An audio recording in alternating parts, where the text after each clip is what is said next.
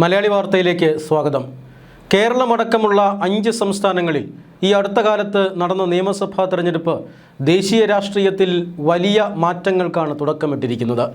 ഈ തെരഞ്ഞെടുപ്പുകളിലേക്ക് പോകുന്നതിന് മുമ്പാണ് നിയമസഭാ തെരഞ്ഞെടുപ്പ് ഒന്നാം ഘട്ടവും കഴിഞ്ഞതിന് ശേഷമാണ് പാർലമെൻറ്റിൽ വനിതാ സംവരണ ബില്ലും ഡീലിമിറ്റേഷൻ ബില്ലുമെല്ലാം കേന്ദ്ര സർക്കാർ കൊണ്ടുവരുന്നത്. എന്നാൽ ആ സമയത്ത് ഈ ബില്ലുകൾക്ക് എതിരെ വലിയ രാഷ്ട്രീയ വികാരം ഉയർന്നിരുന്നു.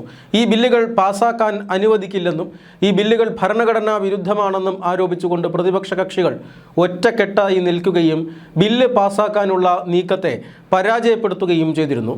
പ്രതിപക്ഷ നേതാവ് രാഹുൽ ഗാന്ധിയുടെ നേതൃത്വത്തിൽ DMKയും TMCയുമാണ് ഈ ബില്ലുകൾ പരാജയപ്പെടുത്താനായി മുന്നണി പോരാളികളായി രംഗത്തുണ്ടായിരുന്നത്. ഈ ബില്ലുകൾ പാസ്സായാൽ, പ്രത്യേകിച്ചും മണ്ഡല പുനർനിർണയ ഭരണഘടനാ ഭേദഗതി ബില്ല് അത് പാസ്സായാൽ തെക്കൻ സംസ്ഥാനങ്ങൾക്ക് അർഹിക്കുന്ന പ്രാതിനിധ്യം ലഭിക്കില്ല എന്ന ധാരണയാണ് ഈ ഒരു എതിർപ്പിന് കാരണം. മാത്രമല്ല, വനിതാ സംവരണ ബില്ലിനോട് പൊതുവെ പ്രതിപക്ഷ രാഷ്ട്രീയ കക്ഷികൾക്ക് പ്രത്യക്ഷത്തിൽ എതിർപ്പൊന്നുമില്ലതാനും. എന്നാൽ വനിതാ സംവരണ ബില്ല് പാർലമെൻറ്റിൽ പാസ്സാക്കാൻ അനുവദിക്കാത്തത് പ്രതിപക്ഷമാണ് എന്ന ഒരു വലിയ പ്രചരണം നിയമസഭാ തെരഞ്ഞെടുപ്പുകളിൽ നടത്തിയിരുന്നു BJP. തമിഴ്നാട്ടിലും പശ്ചിമ ബംഗാളിലും, തമിഴ്നാട്ടിൽ ഒറ്റഘട്ടമായും പശ്ചിമ ബംഗാളിൽ 2 ഘട്ടമായി തെരഞ്ഞെടുപ്പ് നടക്കാനിരിക്കെയാണ് ഈ 2 ബില്ലുകൾ, ഈ 3 ബില്ലുകൾ പാർലമെൻറ്റിൻ്റെ ലോക്സഭയുടെ പരിഗണനയ്ക്കായി കൊണ്ടുവന്നത്. എന്നാൽ അത് പാസ്സാക്കാൻ സർക്കാരിന് സാധിച്ചില്ല. പക്ഷേ അത് പാസ്സായില്ലെങ്കിലും അതിൻ്റെ വലിയ രാഷ്ട്രീയ നേട്ടം അത് BJPക്ക് ലഭിച്ചു എന്ന് തന്നെ പറയാം.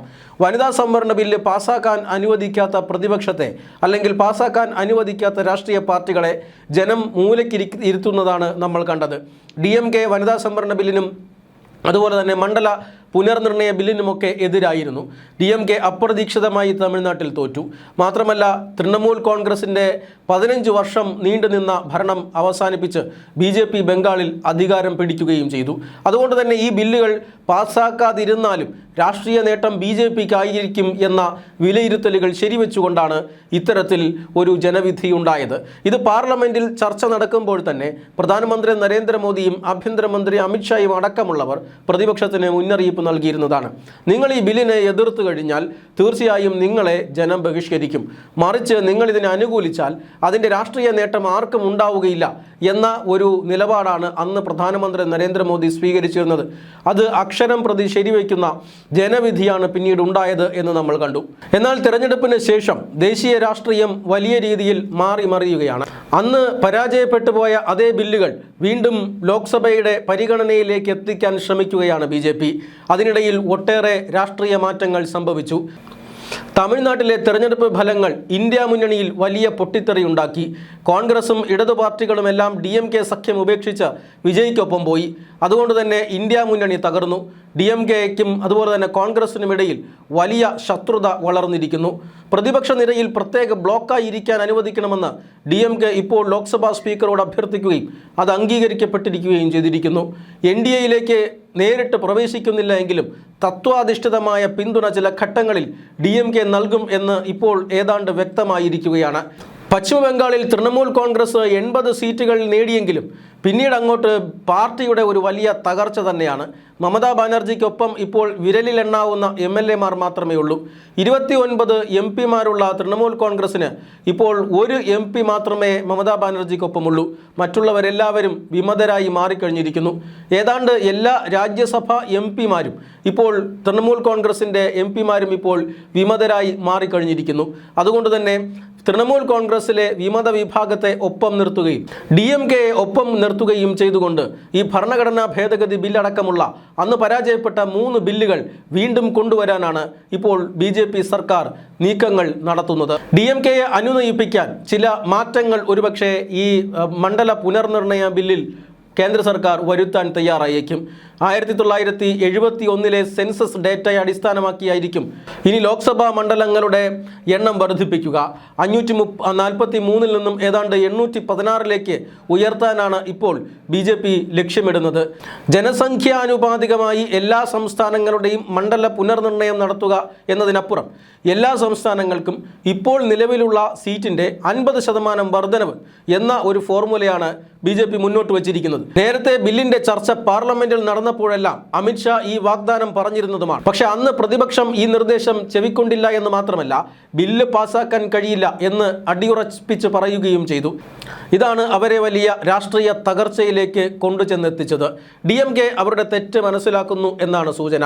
ഇങ്ങനെ ഒരു ഭേദഗതി വരുത്തിയാൽ ദക്ഷിണേന്ത്യൻ സംസ്ഥാനങ്ങൾക്ക് വലിയ നഷ്ടമുണ്ടാവുകയില്ല. അതുകൊണ്ട് തന്നെ DMK അടക്കമുള്ള രാഷ്ട്രീയ പാർട്ടികൾ ഈ ബില്ലിനെ പിന്തുണയ്ക്കാനുള്ള സാധ്യതയുണ്ട്. ഭരണഘടനാ ഭേദഗതി പാസ്സാകണമെങ്കിൽ ലോക്സഭയിലും രാജ്യസഭയിലും 2/3 ഭൂരിപക്ഷത്തോടുകൂടി ഈ ബില്ലുകൾ പാസ്സാകണം. നിലവിലെ ലോക്സഭാ അംഗങ്ങളുടെ എണ്ണം 543-ൽ 362 പേരുടെ പിന്തുണ വേണം. രാജ്യസഭയിലാകട്ടെ 163 പേരുടെ പിന്തുണയും. ലോക്സഭയിൽ NDAക്കുള്ളത് 292 അംഗങ്ങളുടെ പിന്തുണ മാത്രമാണ്, അതായത് 70 അംഗങ്ങളുടെ കുറവ്. രാജ്യസഭയിൽ NDAക്ക് 144 അംഗങ്ങളുടെ പിന്തുണയാണുള്ളത്. 19 അംഗങ്ങളുടെ കുറവ് 2/3 ഭൂരിപക്ഷത്തിനുണ്ട്. DMKയും അതുപോലെ തന്നെ TMCയും ലോക്സഭയിൽ ഒരുമിച്ച് ചേർന്നാലും ചെറിയ ഒരു 20 അംഗങ്ങളുടെ കുറവ് 2/3 ഭൂരിപക്ഷത്തിന് വീണ്ടും വരുന്നുണ്ട്. തീർച്ചയായും ഇത്തരം ഭേദഗതികൾ ഈ ബില്ലിനുള്ളത് കൊണ്ട് തന്നെ കൂടുതൽ ദക്ഷിണേന്ത്യൻ രാഷ്ട്രീയ പാർട്ടികൾ ബില്ലിനെ അനുകൂലിക്കും എന്നാണ് സൂചന. മാത്രമല്ല, രാജ്യസഭയിൽ തൃണമൂൽ കോൺഗ്രസും DMKയും ഒരുമിച്ച് ചേർന്നതോടുകൂടി നിഷ്പ്രയാസം 2/3 ഭൂരിപക്ഷം എന്ന കടമ്പ ബില്ലിന് കടക്കാൻ കഴിയുമെന്നാണ് കണക്കുകൂട്ടൽ. അമിത്ഷാ ഇതിൻ്റെ ഗൃഹപാഠം ആരംഭിച്ചു കഴിഞ്ഞുവെന്നാണ് സൂചന. വരുന്ന മൺസൂൺ സെഷനിൽ, പാർലമെൻറ്റിൻ്റെ മൺസൂൺ സെഷനിൽ ഈ ബില്ലുകൾ അവതരിപ്പിക്കാനാണ് സൂചന. നേരത്തെ 3 ബില്ലുകൾ ലോക്സഭയുടെ പരിഗണനയ്ക്കായി കേന്ദ്ര നിയമകാര്യ മന്ത്രി കൊണ്ടുവന്നിരുന്നു. ഇതിൽ ഭരണഘടനാ ഭേദഗതി ബില്ല് മാത്രമാണ് സഭ പരിഗണിച്ചത്. അത് പരാജയപ്പെട്ടതോടുകൂടി മറ്റ് 2 ബില്ലുകൾ പിന്നീട് ഭരണപക്ഷം മുന്നോട്ട് നീക്കിയില്ല. മാത്രമല്ല, ഈ 2 ബില്ലുകൾ ഇതുവരെ പിൻവലിക്കപ്പെട്ടിട്ടുമില്ല.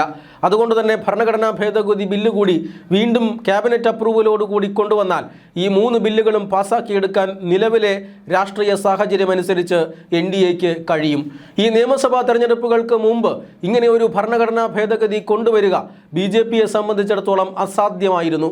അത്രമാത്രം രാഷ്ട്രീയ എതിർപ്പ് ഈ ഭരണപരിഷ്കാരത്തിനോട് ഉണ്ടായിരുന്നു. എന്നാൽ ഈ നിയമസഭാ തെരഞ്ഞെടുപ്പുകൾ ഇതിന് വലിയ രാഷ്ട്രീയ മാറ്റം കുറിച്ചു. ഡൽഹിയിലെ കാലാവസ്ഥ തന്നെ മാറ്റിമറിച്ചു. അതുകൊണ്ട് തന്നെ ബില്ലിനെ എതിർത്ത രാഷ്ട്രീയ പാർട്ടികൾക്ക് കണക്കിന് ശിക്ഷ ജനങ്ങളിൽ നിന്ന് കിട്ടി. പ്രധാനമന്ത്രി നരേന്ദ്രമോദി അന്ന് പറഞ്ഞതുപോലെയുള്ള ശിക്ഷ, കുറവുമില്ല കൂടുതലുമില്ല. അതിൽ നിന്ന് രാഷ്ട്രീയ പാർട്ടികൾ പാഠം പഠിക്കുകയാണോ? വനിതാ സംവരണ ബില്ലും അതുപോലെ തന്നെ മണ്ഡല പുനർനിർണയ ബില്ലും ഈ വർഷം തന്നെ പാർലമെൻറ്റ് പാസ്സാക്കിയാൽ വരാനിരിക്കുന്നത് ചരിത്രമാണ്. 2027 സെൻസസ് നടപടികൾക്ക് തുടക്കം കുറിച്ചിട്ടുണ്ടെങ്കിലും അത് പരിഗണിക്കുന്ന മുമ്പ് തന്നെ ഇത്തരത്തിൽ 1971 ഡേറ്റയുടെ അടിസ്ഥാനത്തിൽ ലോക്സഭാ മണ്ഡലങ്ങളുടെ പുനഃക്രമീകരണവും 2011 സെൻസസിൻ്റെ അടിസ്ഥാനത്തിൽ നിയമസഭാ മണ്ഡലങ്ങളുടെ പുനഃക്രമീകരണവും നടത്താം എന്നായിരിക്കും ഇനി ബില്ലിലുണ്ടാവുക. 1971 സെൻസസ് ഡേറ്റയും 2001 സെൻസസ് ഡേറ്റയുമാണ് ലോക്സഭ അസംബ്ലി നിയോജക മണ്ഡലങ്ങളുടെ പുനഃക്രമീകരണത്തിനായി ഇപ്പോൾ അവലംബിച്ചു വരുന്ന മാർഗം.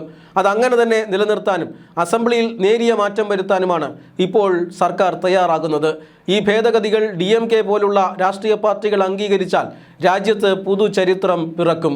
വനിതാ സംവരണ ബിൽ പാസ്സാകുന്നതോടുകൂടി രാജ്യത്തെ ലോക്സഭാ സീറ്റുകളുടെ എണ്ണം 543-ൽ നിന്ന് 850-ലേക്ക് ഉയരും. വനിതകൾക്ക് 33% പ്രാതിനിധ്യവും അതുപോലെ തന്നെ സംവരണവും ലഭിക്കും.